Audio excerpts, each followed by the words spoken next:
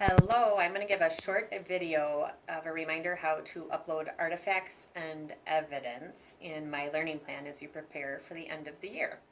So I have a screen here. This is Sample Teacher that we've used as our demo. So as you log into My Learning Plan, it usually looks like this. If you notice on the left-hand side where it says My Evaluations, if you click on that, you can see this Artifact tab. So once you select that, it opens up this screen, which is where you can upload any artifacts and evidence. Right here, you'll notice the green plus sign and it says Upload. If you click on that, this screen opens up and this allows you, much like attaching a document to an email, that kind of idea or a screen. So within here, you're going to name your artifact, whatever it might be. So for example, assessment, I will just put in there, but you might label the name of the assessment. In the description, you can write a short evidence statement per se, description of whatever this artifact is, unit assessment for geometry unit, let's say. It could be whatever it might be. From artifact types, generally this is where you can kind of categorize, in this case student worker assessment I think would categorize assessment the best. Artifact categories in this case, is this directly related to SLO? If not, it's probably more practice evidence in this case that's related to those 22 components. Within the rubric, you'll want to select whatever components. This is where you're tagging per se. So designing student assessments obviously might be a component that I would use if I were to share an assessment. So you get a default on the second one and you're going to add criteria. You can see that.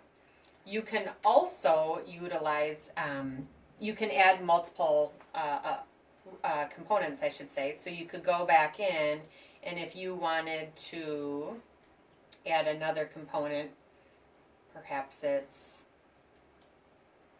designing coherent instruction, you could add that. So whatever components you think you want to add. In here you'll notice the file, the radio button where it file, that means this is where you're going to select something that would be a typical kind of PDF doc. So I will just add any kind of doc here. And you do not need to notify an administrator. That just sends emails to your evaluators and they don't need to know every time you upload something, so you certainly can leave that blank and you're going to hit save. So that's a way that you can get an actual document uploaded. I'm going to go back into upload again and I want to point out something on the bottom here. You could go through the top just the same as I just described, and then the radio button that says URL, this is where you could put a link.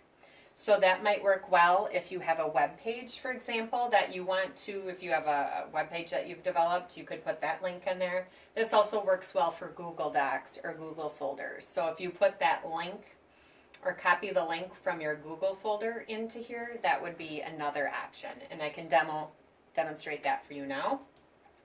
So in my drive, let's say I'm going to go to my business card. That's my business card. So here from my Google Drive then, if you can right click, there's a few different ways to do that. And you're going to have get shareable link. Oh, I have link sharing off.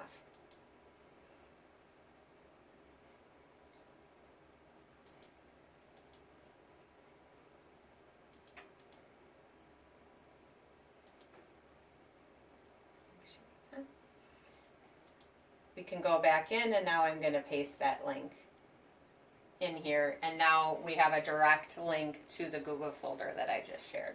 And again, if you hit save, it would save that. Within here you can see we have a few different samples of things, both links as well as documents.